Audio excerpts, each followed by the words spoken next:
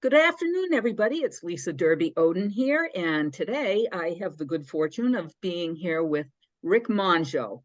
And I actually knew Rick several years back at MassMEP when he was here previously for a little while. But so he's back, which is a good thing for all of us. So I want to welcome you there, Rick. Thank you, Lisa. So why don't we go ahead and get started? And I'm going to ask you to please tell me, like, what's your job title at MassMEP on this time around? And what do you do? What's your role? What do you do day in, day out here at MassMEP? Okay.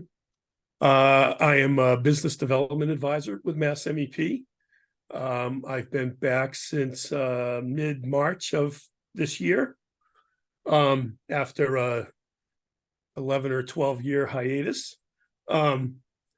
As business development advisor, my job is to be kind of the face of the MassMEP organization with clients, to bring in new sales with those clients, to prospect for new sales leads that I both get on my own and also that I receive through various other avenues that we use, DVIRC, our various events that we hold, website inquiries, etc. I bet that keeps you quite busy. Do you have a specified sort of region that you work in, or even in a loose construct, or are you all over the state? Well, I don't have a specified region. Okay. I'm mostly, I guess I would say, east of Worcester. Yeah. Yeah. I did start up again on the day that Mike Thompson retired, so I inherited quite a few of his clients down on the South Shore.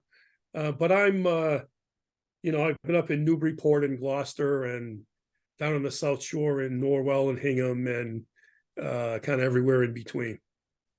Okay, good to know. Good to know. All right, so now what I want to know is, how did you find your way to MassMEP?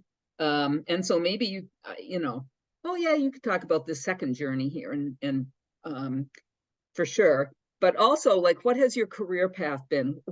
What's made up your career over the years of your life? Well, I graduated from WPI with a bachelor's degree in mechanical engineering. And upon graduation, I went to work for General Electric in Okay. a specific corporate training program they had called the Manufacturing Management Program. So kind of right from the beginning, I knew, I actually figured out in college I didn't want to be a design engineer. I was much more interested in, I'm not that creative, maybe. I wanted to be involved in the manufacture of products.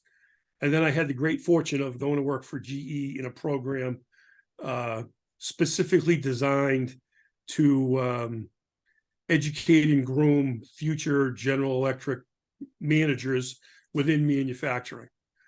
Although I left GE at the end of that program, it would just happen to be a time where we were in a very deep recession. They didn't have a lot of openings. So I left and moved on. I was actually in Louisville, Kentucky when I graduated. I moved back up this way, basically to come back home. And spent some time in quality assurance. Not so much because I wanted to, but because that was the job I could find in the recession. Worked as a quality engineer, got promoted to a quality manager when my manager unexpectedly left, and had a couple other stints in quality before really moving into a manufacturing operations management side of industry. With regards to MassMEP, I was a client of MassMEP when I worked at Lampin Corporation down in Uxbridge. Yeah. I worked with MassMEP on a project to help me with ERP system selection. And we did a couple other little things along the way. And then after about 10 years at Lampin, I was looking to move on, and I actually networked with some of my contacts in MassMEP. Jim Gusha and a few others, Kevin Smith, since retired, Leslie Paraday, since moved on. And before I knew it, Jim was suggesting that I go to work at MassMEP as a project manager. So I took that job.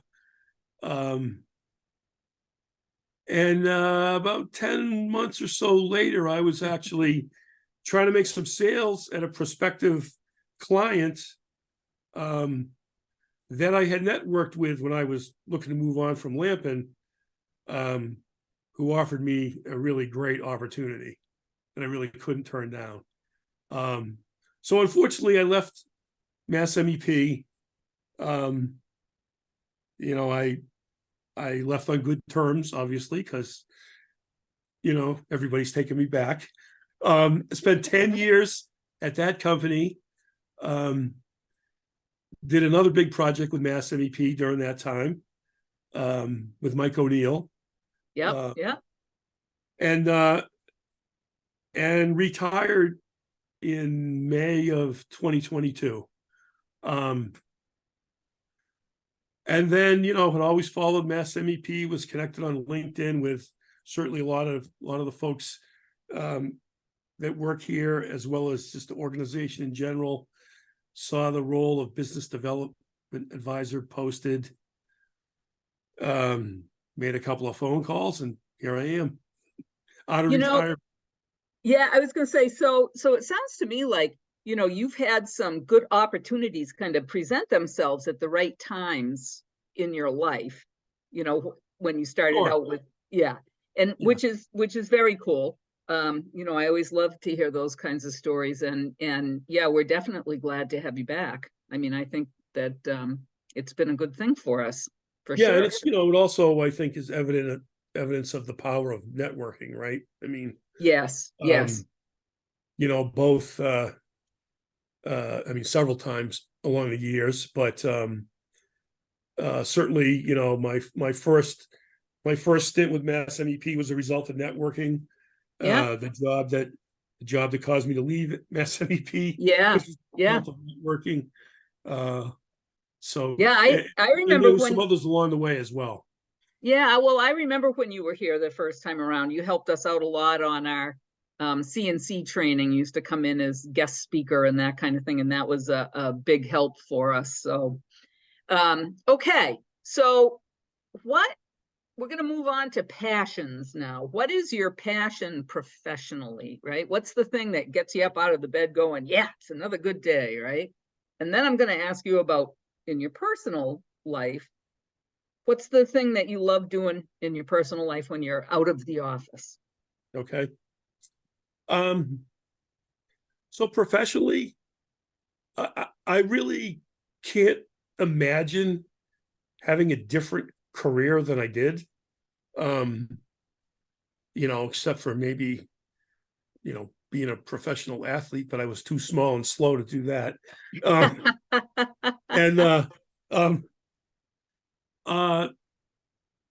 know, I really, really enjoy manufacturing, and have worked in all kinds of different industries. You know, Kevin and I were at Acton Boxborough High School last week, and one of the things they wanted me to talk about was my career path. At General Electric, I built control panels for nuclear power plants in my first year, and in my second year, I was a production supervisor on a dishwasher assembly line. And you know, and I've made drug infusion pumps and blood chemistry analyzers and X-ray equipment to measure bone density and machine parts and video systems that are used to improve the efficiency in the operating room. And you know, now as a BDA, you have clients that just run the entire gamut from, one of my previous employers, Lampkin Corporation, to, a company that makes credit cards and everything in between. Yeah. That's So, great. yeah, I mean, sometimes you think about that. What else would you have done? I don't know that I would have done anything else, honestly. Well, you know what? That's great. You are a lucky person because not everybody feels that way. So that's really wonderful. So when you're not in the office, when you're out of the office, what's your hobbies or the things that you really enjoy spending your time doing? Well, the first one is my family. Although half the family has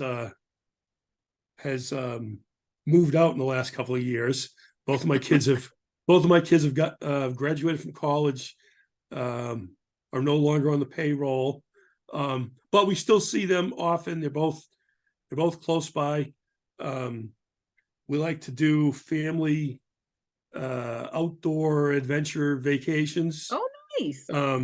We went to Banff National Park in Canada this summer. We've been to Yosemite National Park, Acadia, lots of lots of adventures like that. That's very cool. And we're close. They're both close by. We're a close-knit family. We get together a lot on the weekends, so we still see them often. Now with my wife and I, it's more taking the dog out for long walks in the evening or whatever. Yeah, well, you know what? It sounds like that you've been blessed in your personal life too. You wouldn't change what you've done for work, but in your personal life, you get to have your family close, physically and sort of emotionally. And again, that's not the story for everybody. So that's wonderful. That's just really wonderful, Rick. And then one other passion and hobby is cars. I love taking the cars. I've got a few cars, a couple of 20-plus-year-old BMWs and a 1965 Ford Galaxy. Very cool. Hot rod that I like to play around with. That's great. Drive, certainly. Yeah. All right. Well, thank you for sharing all of that. Sure. Now we've come to the sort of the closing part of our interview here, where I'm going to ask you to tell us 3 things about yourself, 2 of which are true and 1 of which is made up. And then we're going to guess at the made up one offline. Okay. 2 that are true and 1 that is made up. Yep.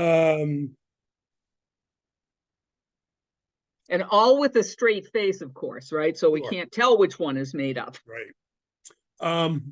I was a 4-year starter on the WPI football team. The only player in those 4 years to accomplish that, quite many years ago.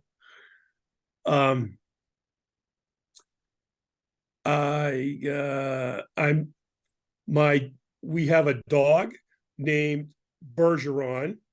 We call him Bergie for short. He's named after Patrice Bergeron. So there was much dismay in our household when Patrice Bergeron retired from the Bruins after last season. And lastly, I am working now on my SCCA, Sports Car Club of America, racing license, so that I can be licensed to race at small tracks wherever, like sports car racing in the area. So would you take the BMWs or the Ford?